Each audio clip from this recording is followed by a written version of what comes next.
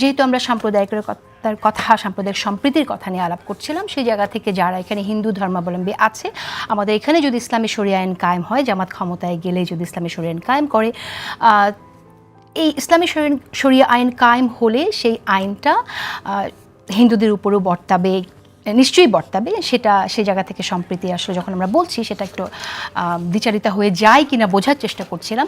এর প্রেক্ষিতে শিশির মনির আমাকে বোঝানোর চেষ্টা করছিলেন যে চুরির কতগুলো ধাপ আছে, চুরির মোডগুলো বোঝানোর চেষ্টা করছিলেন। সিরিয়াস অফেন্স চুরির যেটা, সেটা আমি শুনলাম। কিন্তু আমার এই জায়গাতে লাস্ট কোশ্চেন, আমি এটা শেষ করে দিতে চাই অ্যাডভোকেট শিশির মনির আপনার কাছে রেখে, সেটা হচ্ছে যে যদি সিরিয়াস অফেন্সও হয়, যদি সেখানে সিআরপিসিতেও পরিবর্তন আসে, সেই পরিবর্তনটাও আসবে কিন্তু আপনাদের যে নতুন চিন্তা, ইসলামিক শরিয়া আইনের চিন্তার ধারণার আলোকেই আসবে। তো সেই আইনটা, ইসলামের আইনটা কেন একজন হিন্দু ধর্মাবলম্বীর উপর বর্তাবে, শুধু সংক্ষেপে আপনি শেষ করে এখানে কনফিউশনটা।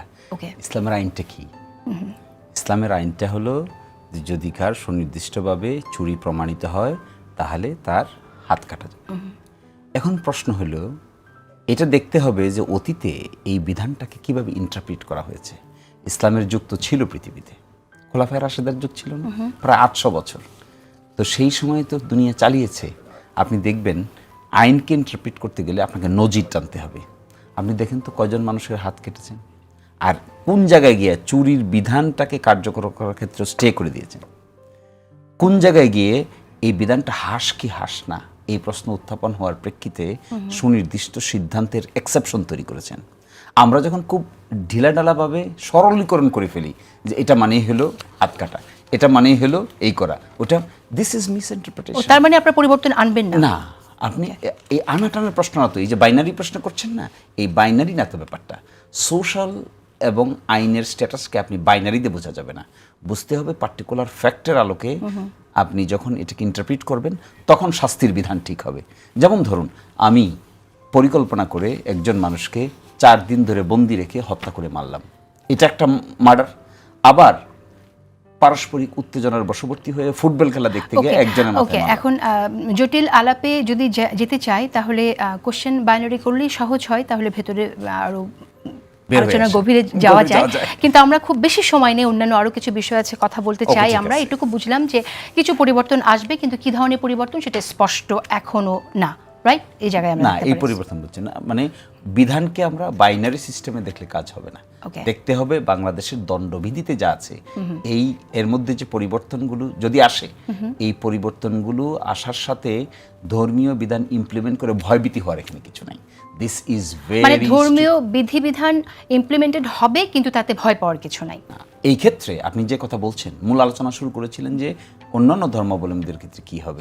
এই ক্ষেত্রে আপনি দেখবেন সকল ধর্মের জন্যই পেনাল কোড প্রযোজ্য হবে সিমিলারলি, একই রকম। এখানে বাড়তি কোনো হার্শনেসও নাই, বাড়তি কোনো এক্সেপশনাল ক্যাটাগরিও নাই। সেটাই তো আমার প্রশ্ন, যে সকল সবার জন্য যদি হয় তাহলে একই আইন, তাহলে যেখানে ইসলামের আলোকে আইনটা হবে, তাহলে সেই আইনটা হিন্দু ধর্মাবলম্বীর উপর কেন হবে? প্রযোজ্য আছে না এখন? সেটা তো ইসলামের আলোকে করা হয় না। তার মৃত্যুদণ্ড তো ইসলামেও আছে না, সেটা আছে, কিন্তু যখন আপনি ইসলামী শরিয়া আইন, কোরআনের আলোকে যখন এই আইন পরিবর্তনটা নিয়ে আসবেন, ইসলামের শরিয়া আইনই বলেন আর বর্তমান পেনাল কোডের আইনই বলেন, মৃত্যুদণ্ড কি ডিফারেন্ট? মৃত্যুদণ্ড না, execution is in execution. Life সাজা আগেও আছে, লাইফ সাজা এখনো আছে, লাইফ সাজা ভবিষ্যতে যদি থাকে। শুধু তো আপনার ফাঁসির এখানে আইনে কথা হচ্ছে না, ফাঁসির দণ্ড নিয়ে কথা হচ্ছে না, আরো অনেক আইনে এখানে আছে, সেগুলো কথা হচ্ছে। শরিয়া বলতে আর 2-3টা আইন ছাড়া আর কিছুই কিন্তু নাই। শরিয়া তো এই যে আমি আপনার সাথে কার্টেসি মেইনটেইন করে কথা বলছি না, দিস ইজ পার্ট অফ শরিয়া। এই যে আপা আসছে, আমি গ্রিটিং করেছি, দিস ইজ পার্ট অফ শরিয়া। আমার dress, this is also part of শরিয়া। ঠিক আছে, কিন্তু এইটা সবাই অ্যালাউ করে না। শরিয়া আইন বলতে আপনি যেটা বলছেন সেটা আপনাদের জোটে যারা আছে তাদের অনেকেই এইটা অ্যাকসেপ্ট করে না। আপনি আমার সাথে কথা বলছেন, কিন্তু ফ্র্যাঙ্কলি স্পিকিং আপনারা যাদের সাথে জোট করেছেন তারা কিন্তু আমাকে একটা সাক্ষাৎকার দিতেও রাজি হয়নি, বিকজ আমি একজন তাদের কোট আনকোট বেপর্দা নারী অথবা নারী। সো নিশ্চয়ই দিবেন। এবং যে কোনো সময়ের তুলনায় এখনকার দিনে যে আলাপ আলোচনা হচ্ছে, যে অ্যাটিটিউড প্রকাশিত হচ্ছে, আপনি দেখবেন অবশ্যই অ্যাকোমোডেশন আস্তে আস্তে অনেক বেশি ভালো হবে এবং সকলেই হ্যাপি হবে আমার ধারণা। আচ্ছা, অন্য প্রসঙ্গে যেতে চাই, যদি এখানে আপনি কিছু অ্যাড করতে চান। প্রশ্ন, কারণ আমি জামাতের তরফ থেকে কারো মুখে শুনেছি শরিয়া আইন তারা কায়েম করতে চায়, আবার কেউ কেউ বলছেন যে তারা ক্ষমতায় আসলে শরিয়া আইন তারা কায়েম করবেন না। আমি শিশির মনিরের কাছে জানতে চাই যে ওনারা যদি গভর্নমেন্ট ফর্ম করে ওনারা কি শরিয়া আইন কায়েম করবেন কিনা, কারণ আমি নিজে ব্যাপারটার মধ্যে খুব পরিষ্কার না যে ওনারা করবেন কি করবেন না। তাহলে আমি উত্তর দেব। ওকে, ঠিক আছে, আমি উত্তর দিচ্ছি। তাহলে প্রশ্নটা বুঝতে হবে শরিয়া কি, তারপরে না কায়েমের প্রশ্ন। আগে বুঝতে হবে শরিয়া কনসেপ্টটা কেমন করে আমাদের সামনে উপস্থাপিত হয়েছে। শরিয়া তো জীবন আচরণ। যেমন ধরেন আমি মসজিদে নামাজ পড়তে যাই, এটাও শরিয়া। ইসলামী ব্যাংকে যে আপনি ব্যাংকিং সিস্টেম চালু করেছেন, যাচ্ছেন তো সবাই নিচ্ছেন তো বেনিফিট, না কিন্তু সব ব্যাংকিং সিস্টেম এক না। যদি ইসলামী ব্যাংকের কথা বলি সেটা আলাদা। আমাকে বলতে দেন, ধরুন ইসলামী ব্যাংকিং সিস্টেমে বাংলাদেশের সবচাইতে স্টেবল, সবচাইতে ফাইন্যান্সিয়ালি সাউন্ড ব্যাংক হলো ইসলামী ব্যাংক। বাংলাদেশ ব্যাংকের আইনের অধীনে এখানে ফাংশন হচ্ছে। এখানে লক্ষ কোটি টাকার বেশি তাদের ফাইন্যান্স আছে, ক্যাপিটাল আছে। এবং বাংলাদেশে যত টাকা ডিসাইফার হয়েছে তার মধ্যে প্রায় 70,000 কোটি টাকা ইসলামী ব্যাংক থেকে গিয়েছে। তাহলে ইসলামী ব্যাংক আছে শরিয়া। তাহলে শরিয়াটাকে আমি আলাদাভাবে কি দেখছি? এই যে ধরেন আমরা যে জবাবদিহিতা, স্বচ্ছতার কথা বলছি, অ্যাকাউন্টেবিলিটির কথা বলছি, চিফ কন্ট্রোলার এবং অডিটর জেনারেল সরকারের অডিট করবেন, এখানে যদি কেউ ধরা পড়ে তাহলে তার বিরুদ্ধে ব্যবস্থা নেওয়া হবে। এই ট্রান্সপারেন্সি অ্যাকাউন্টেবিলিটি ইজ অলসো শরিয়া। তাহলে শরিয়াকে আমরা ফরেন বডি মনে করি কেন? এটা একটা কনসেপ্ট। কেন মনে করি জানেন? কারণ হলো দীর্ঘদিন আমরা কলোনিয়াল শাসনের আমলে ছিলাম। এই কলোনিয়াল শাসনের সময় শরিয়াকে কলোনিয়াল মাইন্ডসেটের সঙ্গে কন্ট্রাডিক্টরি দাঁড় করানো হয়েছে। কারণ কলোনিয়ালিজমের আগে কনসেপ্ট ছিল শরিয়ার। আপনি আমাদের দেশে বাদশাহী শাসনে যান, কনসেপ্ট ছিল শরিয়ার। এখন যে আমরা দেওয়ানি আম, দেওয়ানি খাস বলি, আপনি এখনো দিল্লিতে গেলে দেখতে পাবেন দেওয়ানি আম, দেওয়ানি খাস।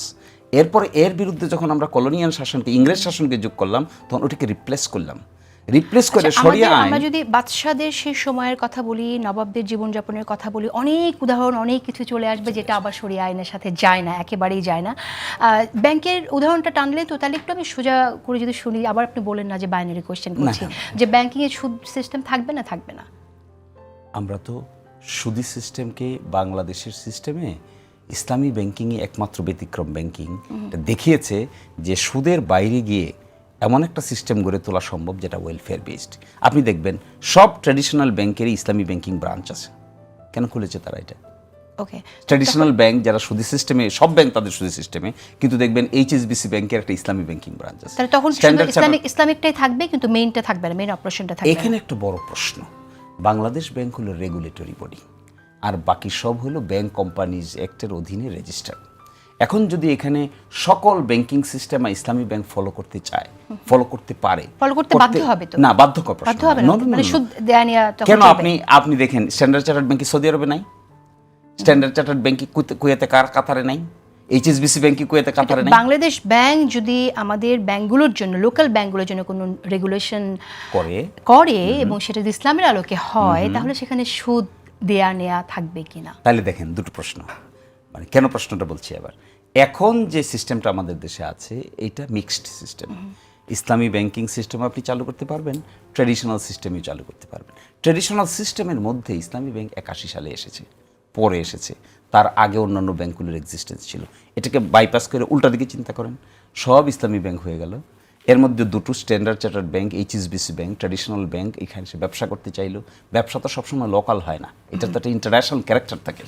তখন আপনি নিশ্চয়ই এই বিজনেস কর্মকাণ্ডকে তো আপনি ডিনাই করতে পারবেন না, এটা ওয়ার্ল্ড ওয়াইড হবে। আপনি যখন সৌদি আরবের সঙ্গে বিজনেস করবেন তখন এক কথা, আপনি যখন সুইডেনের সঙ্গে বিজনেস করবেন তখন আরেক কথা। ওদের এখানে তো শরিয়া ব্যাংক সব নাই, তখন আপনি কি করবেন? তখন আপনি বলবেন যে সব মানে সুদ ব্যবস্থা থাকবে? এটাও তো উত্তর না। থাকবে কি থাকবে তো উত্তর না। উত্তরটা কি জানেন? উত্তরটা হলো এই যে একটা ব্যবস্থাপনাকে আপনি যদি থাকবে কি থাকবে না বলেন, তাহলে তো আপনি আনসার পাবেন না। আপনি বলবেন যে ওই পার্টিকুলার কনটেক্সটটাকে ম্যানেজ করার জন্য কি ইফিসিয়েন্সি বিল্ড আপ হবে। এটা মেবি কোশ্চেন। আমি উত্তর পাচ্ছি না মিস্টার রুমিন। শিশির মনির, আমরা দুজনেই সুপ্রিম কোর্টে প্র্যাকটিস করি, উনি খুব চমৎকার আর্গুমেন্ট রাখেন। আজকেও উনি খুব চেষ্টা করছেন ওনার কেসটাকে প্রুভ করার, বোঝানোর, বাট এটা আমাদের দুজনের ব্যর্থতা, কারণ আমিও বুঝতে পারছি না।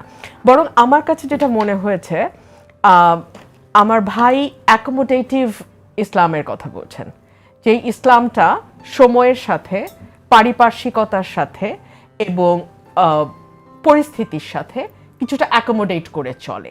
ফর এক্সাম্পল, এটার খুব চমৎকার একটা উদাহরণ হতে পারে আমরা যদি ওনাদের ডাকসু প্যানেলটা দেখি। এই ডাকসু প্যানেলে আপনি ক্ষুদ্র নৃগোষ্ঠীর একজন সদস্য পেয়েছেন, আপনি একেবারে ইসলামী শরিয়া অনুযায়ী পর্দা করা নারীরা সেখানে যেমন কন্টেস্ট করেছে, আবার আপনার মতো আমার মতন বাঙালি সাজ করা নারীও সেখানে একটা অংশ হয়েছে।